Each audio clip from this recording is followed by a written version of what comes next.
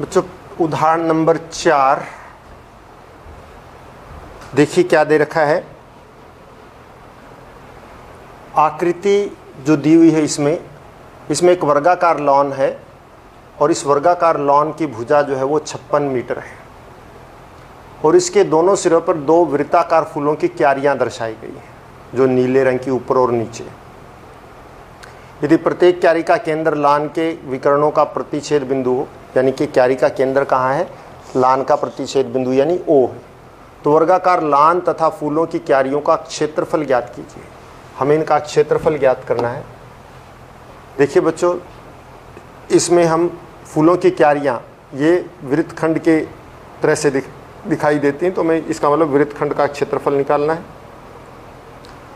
और संपूर्ण पृष्ठ क्षेत्रफल यानी बीच में वर्गाकार का भी निकाल देंगे और जोड़ने पर संपूर्ण पृष्ठ आ जाएगा। तो आप देखिए वर्गाकार लान ABCD की भुजा, वर्गाकार लान की भुजा 56 सेंटीमीटर। तो वर्गाकार का क्षेत्रफल, वर्गाकार लान का क्षेत्रफल, जब वर्गाकार है तो भुजा गुणा भुजा होगा, यानी कि 56 गुणा 56 यही होगा ना, क्योंकि 2 वर्गाकार है, इतने वर्ग मीटर होगा। अब मान लेते हैं ये OA जो है x है, OB भी x है, तो ये भी x आएगा, ये भी x आएगा। वर्गाकार है क्योंकि वर्गाकार के जो कर्ण होते हैं, विकर्ण होते हैं, वो आपस में समद्विभाजित करते हैं, लंब समद्विभाजित करते हैं। तो कोण भी कितने बीच में कितने का रहेगा, 90 डिग्री का कोण रहेगा। प्रत्येक कोण 90-90 का होगा। ये भी और ये भी 90 डिग्री का होगा। तो आप इसमें देखिए त्रिभुज OAB में, समकोण त्रिभुज OAB में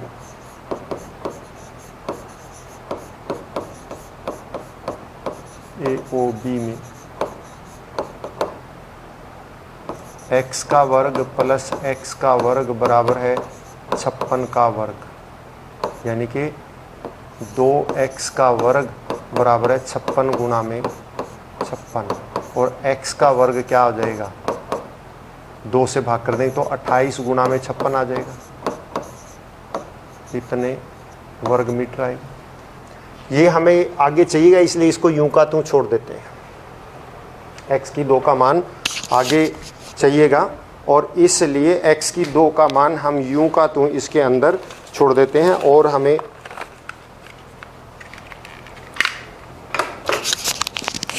आवश्यकता नहीं है इसको वर्गमूल निकालने की। इसको यूं का त्यों छोड़ देते हैं।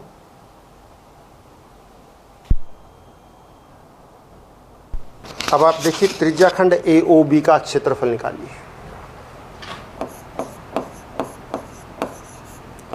त्रिज्याखंड AOB क्षेत्रफल, क्योंकि क्षेत्रफल त्रिज्याखंड का निकालेंगे, त्रिभुज का उसमें से घटा देंगे, तब जाकर हमारा जो है वृत्तखंड का बच जाएगा।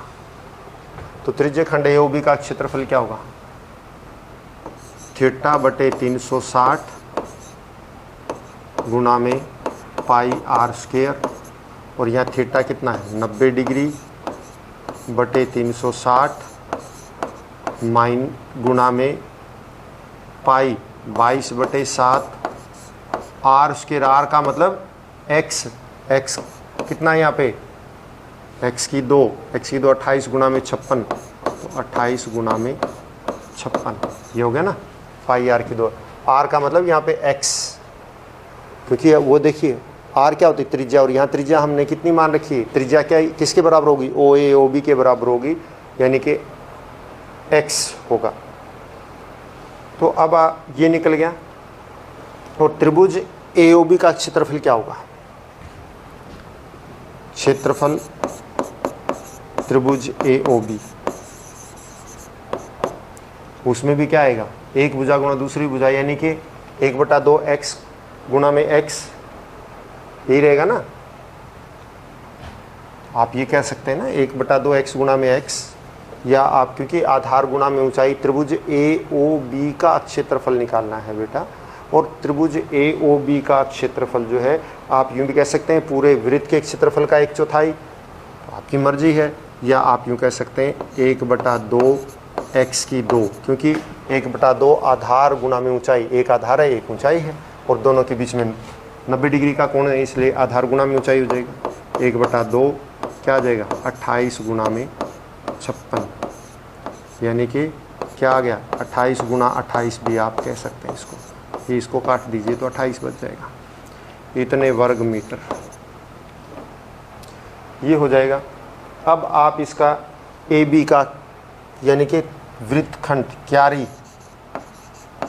वृत्तखंड क्या है क्यारी AB, क्षेत्रफल क्या होगा, क्षेत्रफल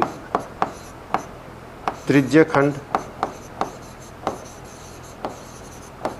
AOB माइनस क्षेत्रफल त्रिभुज AOB, और ये है, इसको काट दीजिए 1/4, ये आ गया हमारा 1/4 गुणा 22/7 गुणा 28 गुणा 56, यानी 1/4 गुणा में 22/7 गुणा में 28 गुणा में 56, और माइनस क्षेत्रफल ये 28 गुणा में 28।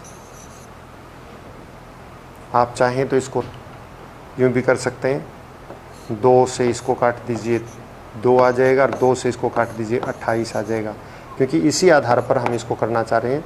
तो ये आ जाएगा 2 गुणा में 28 गुणा में 28/7 माइनस 28 गुणा में 28, ये आ जाएगा। तो आप इसको देखिए बाहर निकाल दीजिए, इसको कॉमन ले लीजिए, 28 गुणा 28 कॉमन ले लेते हैं, तो देखिए क्या बचता है,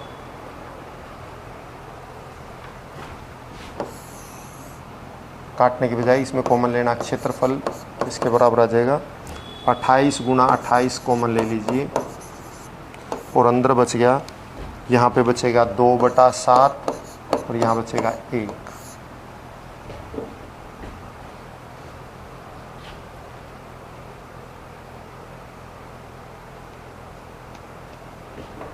अट्ठाईस गुणा 2/7, त्रिज्या खंड का क्षेत्रफल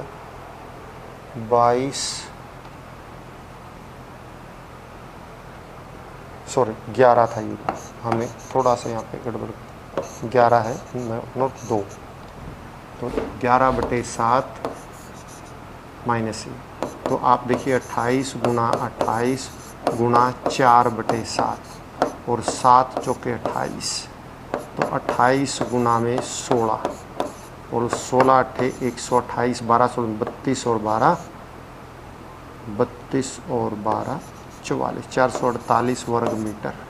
इस क्यारी का क्षेत्रफल जो है वो 448 वर्ग मीटर आ गया।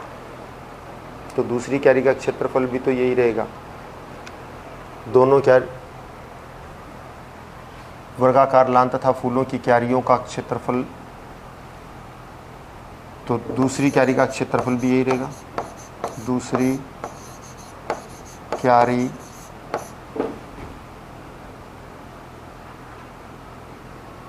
का क्षेत्रफल 448 वर्ग मीटर।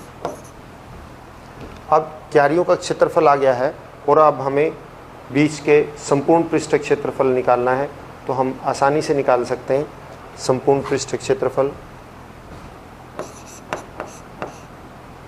संपूर्ण पृष्ठ क्षेत्रफल क्या आ जाएगा, क्यारियों का क्षेत्रफल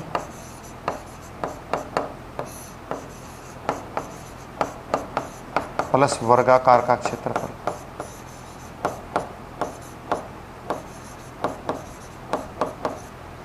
और क्यारियों का क्षेत्रफल क्या होगा, 448 प्लस 448 प्लस वर्गाकार का 56 गुणा में 56 हम पहले कर चुके हैं। तो अब आप इसको देखिए 896, तो ये हो जाएगा प्लस हम 56 को 56 से गुणा करके देखते हैं, तो हमारा जो है जो उत्तर आता है उसको हम किसके साथ वो करेंगे, 56 को 56 से गुणा करने के बाद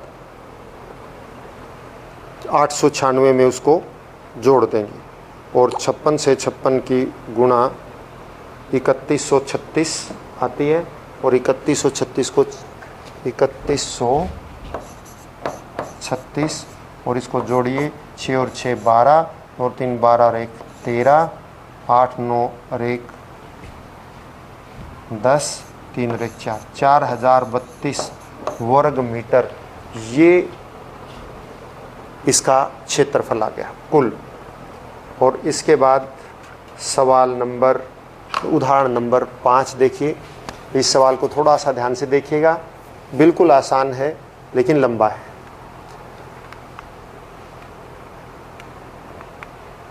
ये उदाहरण नंबर 4 था और इसके बाद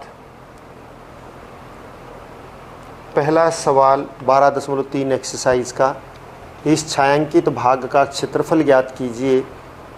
छायांकित भाग जो दे रखा है इसका क्षेत्रफल हमने निकालना है। और इसमें देखिए एक वृत्त दे रखा है और वृत्त के अंदर ये त्रिभुज आकार भाग है और इसके का क्षेत्रफल हमने निकालना है। तो इस छायांकित भाग का क्षेत्रफल किसके बराबर होगा ये देखना है। इसमें आप देखिए दो हमें वृत्तखंड दे रखे हैं, इन वृत्तखंडों का क्षेत्रफल निकालना है। और ये दोनों वृत्तखंड किस में हैं, एक अर्धवृत्त के अंदर है। ये थोड़ा सा चित्र जो है गलत बना हुआ, ये अर्धवृत्त है, अर्धवृत्त में ही हैं दोनों यानी। और इसको हम इस अर्धवृत्त में से अगर त्रिभुज का क्षेत्रफल हम निकाल दें तो ये बनेगा।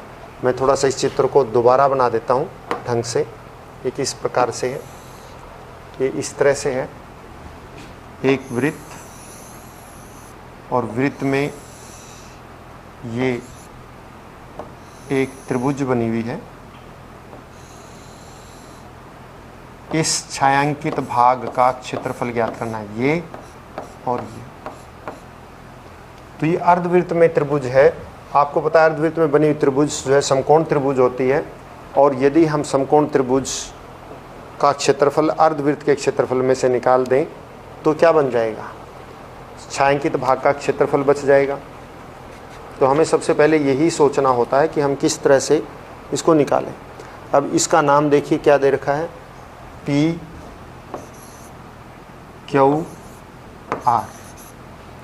आप देखिए यदि पी क्यू जो है कितनी है 24, ये 24 और ये PR 7, तो QR निकालिए। देखिए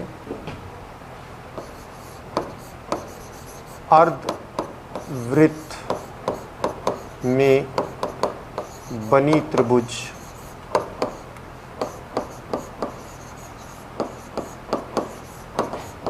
समकोण त्रिभुज होती है।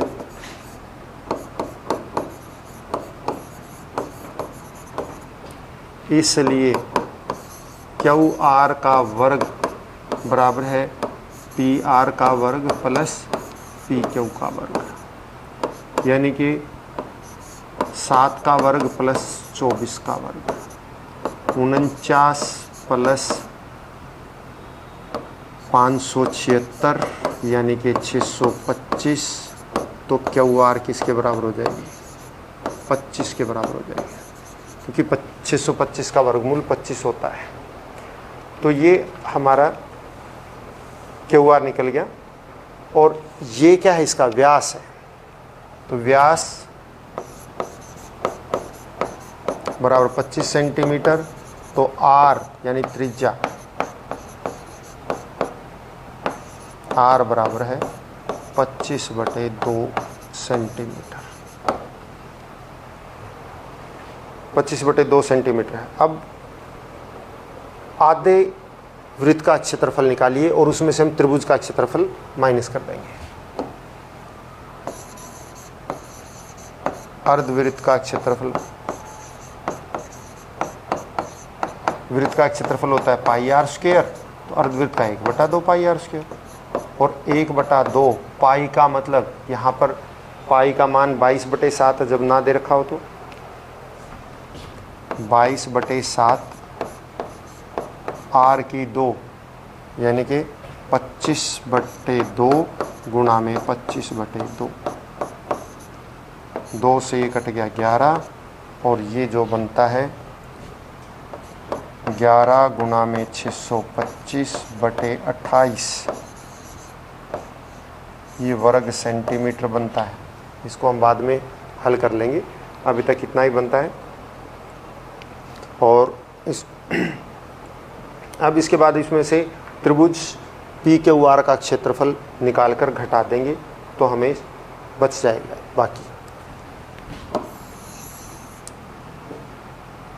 आप इसको गुणा कर लीजिए, 11 पंजे 55, 11 22 और 5 27, 2 11 6 6875/28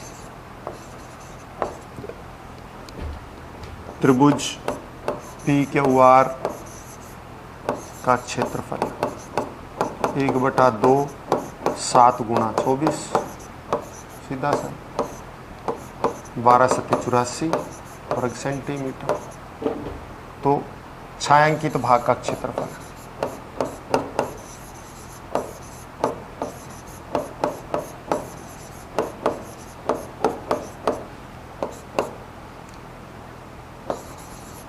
अर्धवृत्त का क्षेत्रफल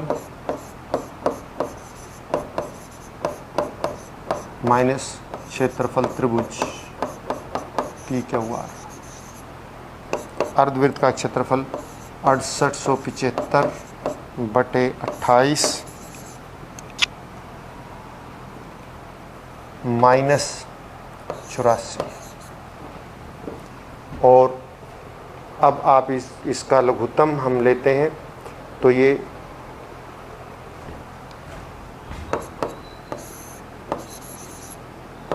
आएगा लघुत्तम 28, और इसको 28 को इससे करें तो 2352, और 2352 को इसमें से 6875 में से 2352 को माइनस करते हैं तो 4523 बचता है।